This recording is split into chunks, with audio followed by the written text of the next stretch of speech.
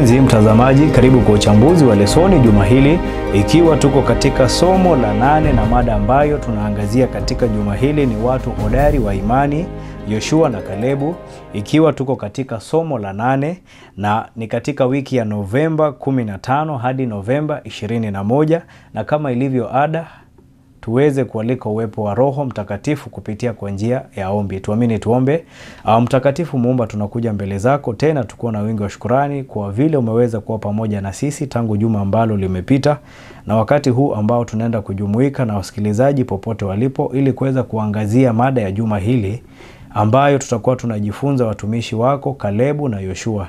Ukaweza kutuongoza, yale ambayo tutajifunza yakaweza kutujenga katika safari ya kiroho. Zaidi ya yote, utukufu wako ukazidi kutuangazia ili yale ambayo tutayajifunza katika siku ya leo yasiwe yametokana na akili zetu, bali yawe yamevuviwa na Roho Mtakatifu. Ni katika jina la Yesu tunaomba hata na kuamini. Amina. Fungu la kukariri linapatikana katika kitabu ni cha Waebrania, sura ni ya 13 aya ni ya 7, nayo inasema hivi: wakumbukeni wale waliokuwa wakiwaongoza, waliowaambia neno la Mungu, tena kwa kuuchunguza sana mwisho wa mwenendo wao, igeni imani yao. Kitu ambacho niliweza kujifunza katika fungu elekezi ni kwamba watu hawa waliwaambia neno la Mungu. Kwa hivyo ni watu ambao walikuwa wamejengeka kwa Mungu. Ni watu ambao walikuwa wamejengeka kwa Mungu. Kwa hivyo yale ambayo walikuwa wakiwaambia wale ambao walikuwa wanawaambia enzi zile ni mambo ambayo yalikuwa yametokana kwa Mungu. Na kwa hivyo hata sisi tunapozidi kuangalia ili tuweze kutafuta mifano ya kuweza kuiga, ni vizuri kuweza kufuata ushauri ambao tumepewa hapa, tuweze kufuata wale ambao wamejengeka katika neno la Mungu. Tutakapokuwa tukiangalia Yoshua na Kalebu, tutaweza kupiga kurunzi maisha yao, tuweze kuangazia, tuweze kuona je, ni kipi hiki ambacho kiliwawezesha kusimama imara licha ya kuwa kulikuwa na changamoto. Ni mambo ambayo tutaweza kuwa tukiangazia katika juma hili. Kwa hivyo nakuomba popote ulipo usije ukabanduka tutakapokuwa tukiangazia lesoni ya juma hili kwa mtupo wa jicho, ukipenda japo kwa mukhtasari. Mimi haswa nilelewa pale kijijini, na mara nyingi ungempata mama mzazi anajaribu kuniambia sitaki kukuona na kijana fulani. Na sababu ya yeye kuniambia sitaki kukuona na kijana fulani ni kutokana na tabia yake. Na nilipokuwa napiga darubini nilikuja kupata mzazi anapokuambia hataki ujihusishe na kundi fulani, ameweza kuona kundi lile na akaona linaweza kaboronga maarifa yako. Kwa hivyo hataki kama uweze kujihusisha na makundi kama yale. Lakini mzazi anaweza kukuambia unaweza ukatembea na kijana fulani fulani kutokana na tabia zake ama kutokana na sifa zake. Kwa hivyo mzazi anajaribu kumlinda mtoto wake. Kikundi ambacho anajihusisha nacho kiweze kuwa ni kikundi ambacho kimejengeka katika maadili mema, ili maadili ya mtoto huyu asije akaborongwa. Ninapokuwa nikimnukuu mwandishi wa leseni, anasema kila mzazi anajua kwamba watoto wao huwa wanajifunza kwa kuona mfano, sivyo? Ni wazazi wangapi wamehangaika kwa kuona watoto wao wakifuata mienendo yao mibaya badala ya ile iliyo mizuri? Ni swali ambalo linaulizwa. Watoto wanapenda sana kujifunza kutokana na mifano. Kwa hivyo unaweza ukamwambia hiki, lakini wewe unafanya kile, mtoto akaishia kufanya kile ambacho wewe mwenyewe unakifanya. Unajua wakati mwingine unajaribu kuangalia watoto, unapata tabia zao ni kama zako kabisa. Mtoto mleavyo ndivyo akuavyo. Na vile vile tunaambiwa kwamba mlee mtoto wako, mwelekeze katika njia za Mungu, ili atakapokuwa amekuwa mtu mzima ataweza kuzikumbuka. Tangu kuzaliwa wanadamu hujengwa kwa nguvu ya kielelezo. Mazingira ambayo binadamu anajikuta, watu ambao binadamu anajihusisha nayo, kwa asilimia kubwa inatengeneza tabia ya binadamu. Nitamnukuu mwandishi wa kitabu hapa ambaye anasema kwa kila mmoja wetu tumeunganishwa na wanadamu wenzetu tukiwa sehemu ya mfumo mkuu wa Mungu, na tuna wajibu wa pande zote. Hakuna mtu anayeweza kuwa huru kutoka kwa wengine, kwa sababu ustawi wa kila mmoja huathiri wengine. Ni kusudi la Mungu kwamba kila mtu ajihisi kuwa walazima kwa ustawi wa wengine na atafute kuendeleza furaha yao. Kwa hivyo vile ambavyo tunaona binadamu ni watu ambao ni watu wa mahusiano, na tunajua mahusiano yetu yanaweza yakamjenga mtu kwa njia ambayo ni nzuri ama kwa njia ambayo si nzuri. Ndiposa tunajaribu kuangalia mifano ya watu hawa wawili hodari, Yoshua na Kalebu. Unaposoma 30 na 32 ya Hesabu 13 inasema hivi. 30 inasema, Kalebu akawatuliza watu mbele ya Musa akasema, na tupande mara tukaitamalaki, maana twaweza kushinda bila shaka. Bali wale watu waliopanda pamoja naye wakasema, hatuwezi kupanda tupigane na watu hawa, kwa maana wana nguvu kuliko sisi. Wakawaletea wana wa Israeli habari mbaya ya ile nchi walioipeleleza. Wakasema, ile nchi tuliyopita kati yake ili kuipeleleza ni nchi inayowala watu wanaoikaa, na watu wote tuliowaona ndani yake ni watu warefu mno. Kwa hivyo tunaona wapelelezi wawili, na mpelelezi wa kwanza ni Kalebu, mpelelezi wa pili ni Yoshua. Habari ambazo wanazileta hawa wawili zilikuwa ni habari za uaminifu, kwa sababu wao walifuata agizo la Mungu. Waliambiwa, chukueni, endeni mkautwae huo mji. Lakini wale 10 wanakuja na habari mbaya. Kumbuka, ni rahisi sana hawa wawili kumezwa na wale 10. Lakini kwa sababu ya uaminifu wao, wanasema kile ambacho walikiona, licha ya kujua kwamba kulikuwa na mambo ambayo yangetokea. Kwa sababu tunaona baada ya hiyo wanajaribu kurusha mawe kuwaua hawa wawili, lakini kutokana na nguvu za Mungu, Mungu anaweza kuingilia kati na anaweza kuwaokoa. Lakini kumbuka, ni kutokana na msimamo dhabiti ambao walikuwa shauchukua. Kwa hivyo hata sisi mara nyingi tunajikuta mahali ambapo tumezidiwa. Unapata kwamba kile ambacho kinafaa kufanywa watu wengi hawataki kukifanya. Lakini sasa na sisi kwa sababu ya hofu unapata tumeingia miongoni mwa hawa.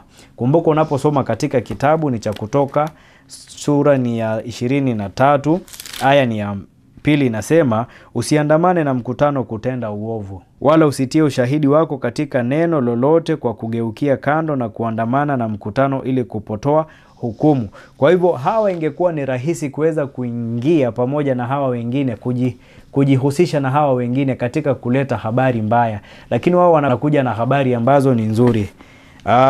Unapoangalia siku hii ya Jumatatu, kuna kitu ambacho tunaita the grasshopper syndrome, ambapo tunaona kwamba hawa waliweza kujiona wao ni panzi wadogo sana, waliweza kuona yale majitu. Kumbuka sasa wanaweza kuangalia kutokana na jicho la kibinadamu, lakini Mungu alitaka waweze kuangalia kutokana na jicho lake, kwa sababu yeye ndiye alikuwa ametoa amri. Lakini wao waliweza kuangalia kwa jicho la binadamu ambalo tunajua linadanganya.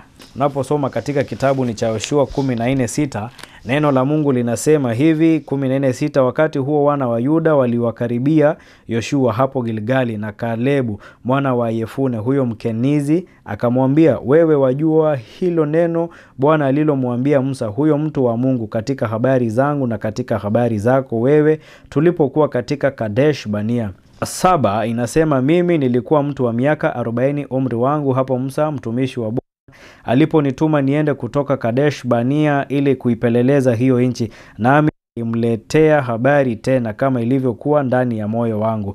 Lakini wale ndugu zangu waliokwea kwenda pamoja nami waliyeyusha mioyo ya watu, ila mimi nilimfuata Bwana Mungu wangu kwa utimilifu. Kisha Musa akaniapia siku hiyo akasema, hakika hiyo ambayo miguu yako imekanyaga itakuwa ni urithi wako kwako wewe na kwa watoto wako milele, kwa sababu wewe umemfuata Bwana Mungu wako kwa utimilifu. Sasa basi angalia, yeye Bwana ameniweka hai kama alivyosema miaka hii 45 tangu wakati huo Bwana alipomwambia Musa neno hilo, wakati Israeli walikuwa wakienenda barani. Na sasa tazama, hivi leo nimepata miaka 85 umri wangu. Na tunapoangalia mafungu haya kuna mambo ya kujifunza hapa. Na jambo la kwanza ambalo tunaweza kujifunza ni kwamba Kalebu aliweza kumfuata Mungu. Jambo la pili tunalipata katika aya ni ya 8 ambayo inasema, lakini wale ndugu zangu waliokwea kwenda pamoja nami waliyeyusha mioyo yao, ila mimi nilimfuata Bwana Mungu wangu kwa utimilifu. Kwa hivyo huyu anamfuata Bwana kwa utimilifu, na ni jambo ambalo tunaweza kujifunza pia sisi. Licha ya kuwa tunajua ulimwengu wa sasa mambo ambayo yanafanywa, asilimia kubwa ya watu wanampinga Kristo. Hiyo ifipaswi kuwa kigezo cha sisi pia kumpinga Kristo. Tunapaswa kumfuata Bwana kwa utimilifu kama huyu bwana Kalebu alivyofanya. Kwa hivyo hatuangalii wengine wanasema nini, kwa sababu iwapo tutaangalia, tunajua ulimwengu wa sasa tutazidiwa, lakini iwapo tutamtumainia Bwana Yesu Kristo, tutaweza kumfuata kama huyu bwana alivyomfuata. Tunapoangalia wale wapelelezi 10 wengine ambao waliweza kujiona kama panzi, wakijilinganisha na majitu waliokuwa wakazi wa sehemu za maeneo ya ile nchi, na mioyo yao iliyeyuka kwa hofu mbele za kuta zisizoingilika za miji iliyojengwa kwa ngome pale Kanaani. Tunaona kwamba tusiweze kusikiza wale ambao wanajaribu kuja kwetu sisi ili kujaribu kutukatisha tamaa katika safari ya imani. Kuna wengi ambao watasema kwamba tumejaribu hili na hili na hili na halijawezekana, kwa hivyo wewe hautaliweza. Iwapo Mungu amekuambia piga hatua ya kufanya jambo lile, ni vizuri uweze kusikia sauti ya Mungu. Usije ukasikia ya walimwengu, kwa sababu mara nyingi watajaribu kukupotosha. Sikiza kile ambacho Mungu anasema, kisha piga hatua ya imani. Ukiwa na imani kama ya huyu bwana na uaminifu kama wa huyu bwana, na baraka zitaweza kukuandama. Neno Kalebu mara nyingi katika Biblia za Kihibrania limeweza kutafsiriwa kama neno umbwa, ambalo mara nyingi linatumika katika njia ambayo ni hasi. Lakini je, swali ambalo tunaweza kujiuliza, inakuwa kwaje huyu bwana yeye jina lake likaweza kuwa lina maana ya umbwa? Na jambo ambalo niliweza kuona ni kwamba huyu bwana alikuwa mwaminifu. Sijui kama una umbwa pale nyumbani ambaye unapotoka kazini umbwa anakuanga tayari kukulaki, na anaposikia wezi yuko tayari kukuarifu kwamba kuna hatari. Kwa hivyo ni umbwa ni waaminifu kwa bwana wao. Na vile vile tunaona kwamba huyu bwana ambaye ni Kalebu alikuwa mwaminifu kwa Mungu. Licha ya kuwa neno umbwa mara nyingi limetafsiriwa kwa njia ambayo ni hasi, lakini tunaona kwa Kalebu lina maana chanya. Unaposoma katika kitabu ni cha Yoshua 14:6 hadi 14, Musa alikuwa amewaapia kwamba mahali ambapo wangekanyaga wangeweza kumiliki ile nchi. Na kwa hivyo tunaona ahadi ambayo walikuwa wamepatiwa inaweza kutimia. Kwa hivyo jambo la kwanza ambalo tunajifunza, ahadi zake Mungu anazitimiza. Tunapozidi kuendelea kujifunza lesoni juma hili, jambo lingine ambalo niliweza kujifunza kutokana na Yoshua 14:6 kuteremuka ni kwamba Kalebu ni kielelezo cha kile ambacho Bwana anaweza kufanya kupitia kwa watu ambao mioyo yao imejitoa kwake na kwa kazi yake. Kwa hivyo jambo ambalo ninaweza kukuhimiza ama jambo ambalo ninajifunza hapa ni kwamba tuweze kujitolea kikamilifu ili Bwana aweze kututumia jinsi apendavyo. Ahadi za Mungu hazijitimizi zenyewe, kwa maana kwamba zinatimia tu bila kujali nia zetu. Badala yake zinahitaji imani inayoambatana na vitendo thabiti. Kwa hivyo imani iendane na vitendo. Siku ya Jumanne ni nguvu ya kielelezo, nguvu ya kielelezo ambayo tunajua kielelezo ni kitu ambacho tunapata kutoka kwa kizazi kimoja kwenda kwa kizazi kingine.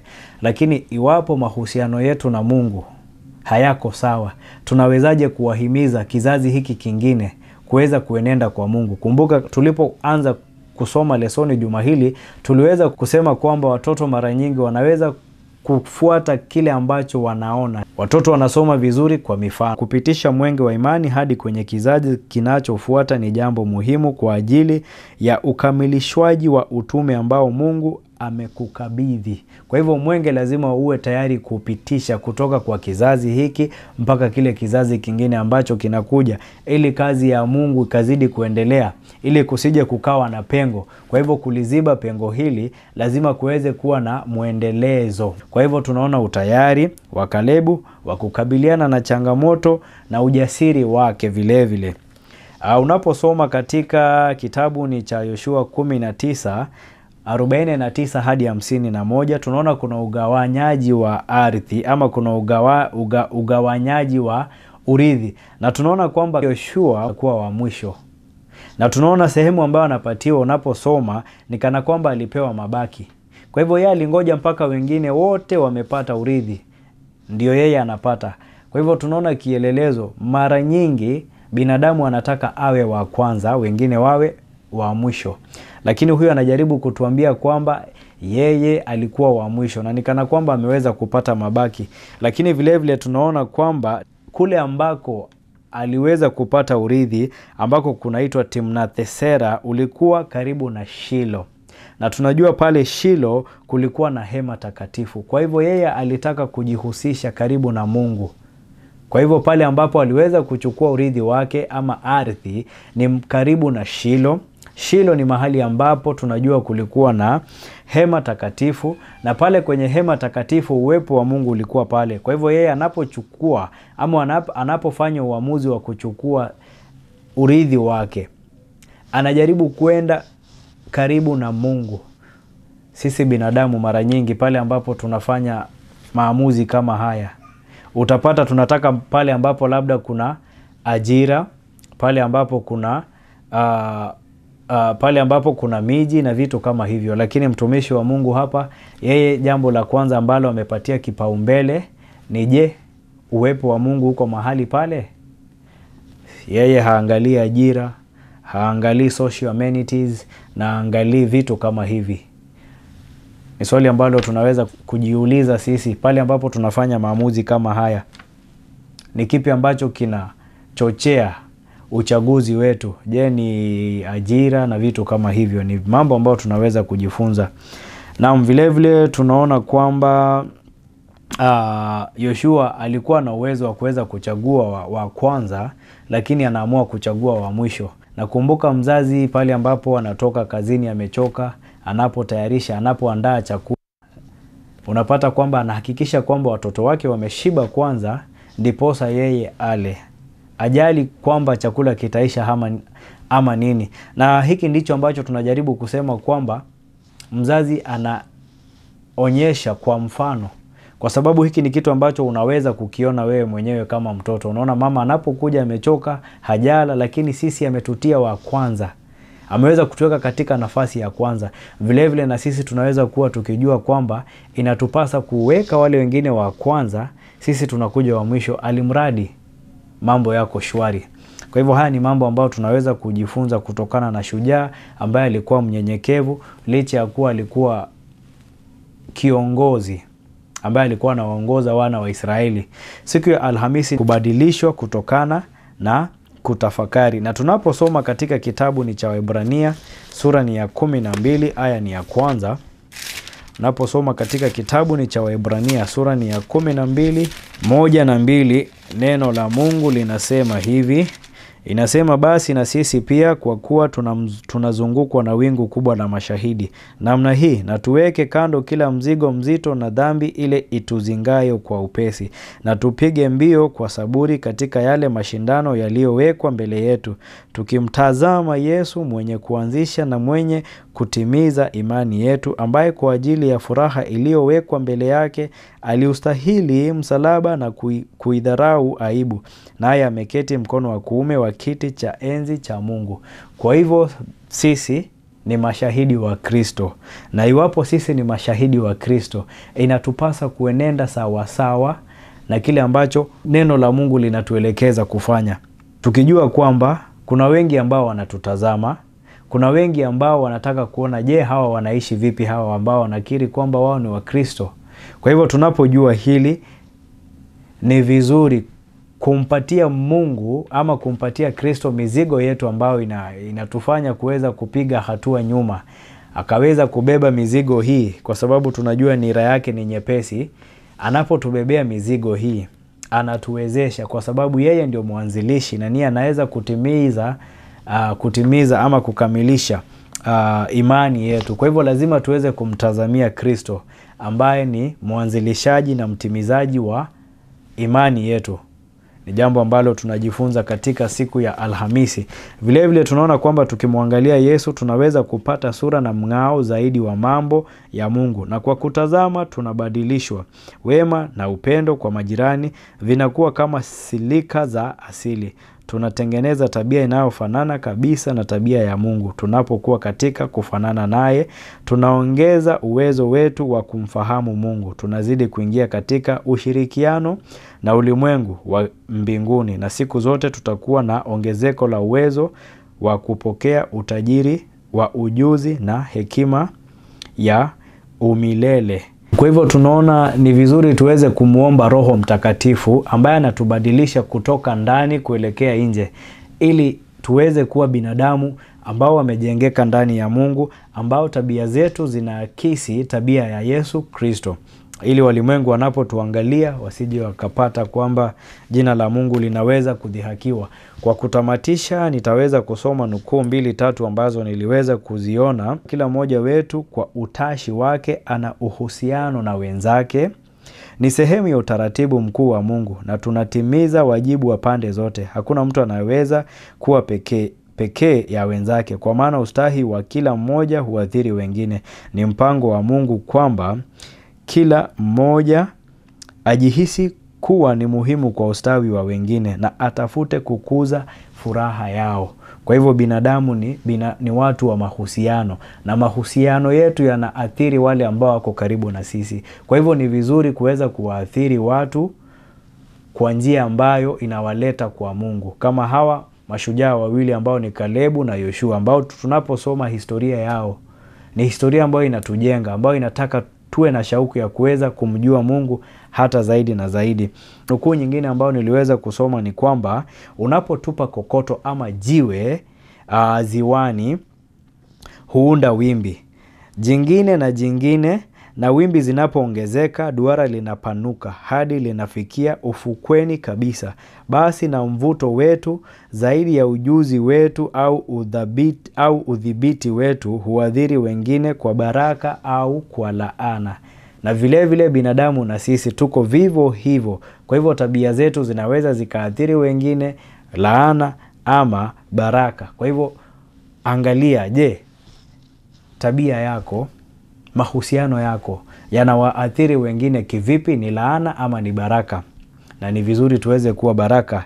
Nukuu ya mwisho ambao ningependa kusoma ni kwamba sisi sote tumeunganishwa katika wavu mkuu wa binadamu, na chochote tunachoweza kufanya kwa ajili ya kuwanufaisha na kuwaendeleza wengine kitajirudishia baraka kwetu sisi wenyewe. Unaposoma katika kitabu ni cha Yoshua 14 tunaweza kuona hiki pale. Yoshua 14:14 ambayo inasema hivi, inasema kwa hiyo Hebroni ukawa urithi wa Kalebu mwana wa Yefune Mkenizi hata leo, kwa sababu alimwandama Bwana Mungu wa Israeli kwa utimilifu. Kwa hivyo tunaona kuna baraka ambazo ziliweza kuambatana na Kalebu kwa sababu ya kumfuata Mungu kwa utimilifu. Kwa hivyo na hata sisi kuna baraka ambazo zinaweza kutupata iwapo tutaweza kuwanufaisha wengine na kuwaendeleza wengine. Baraka zinatufuata. Tumefikia tamati mwa uchambuzi wa lesoni juma hili japo kwa muhtasari, na tumeweza kujifunza kwamba Yoshua na Kalebu ni mifano ambayo inapaswa kuigwa. Sasa swali ambalo ninakuachia pale nyumbani, je, wewe ni mfano ambao kizazi kingine ambacho kinakuja kinaweza kikasema kwamba kulikuwa na mtu wa Mungu katika sehemu fulani, katika kijiji fulani, ambaye alimfuata Mungu hata kufa kwake? Wanapokuangalia wanaona yule mtu alikuwa amejazwa na Roho wa Mungu. Kwa hivyo ni shauku yangu kwamba sisi sote tutazidi kujengeka na kuimarika katika neno la Mungu, ili tukaweza kuwa mfano bora katika kizazi ambacho kinakuja na katika kizazi hiki ambacho kiko hivi sasa. Naam, tutatamatisha kwa ombi. Tuamini tuombe. Mtakatifu Muumba, tunakuja mbele zako tena tukiwa na wingi wa shukrani wale ambao tumeweza kujifunza. Tunaomba kwamba tukaweza kuwa mifano ambayo inaweza kuigwa wengine, kama vile ambavyo Yoshua na Kalebu tunaona kwamba waliweza kukufuata kikamilifu, waliweza kutambua kwamba wewe ni Bwana. Hebu tujenge ili tuweze kuwa mibaraka kwa wengine, na ni katika jina la Yesu tunaomba hata na kuamini. Amina.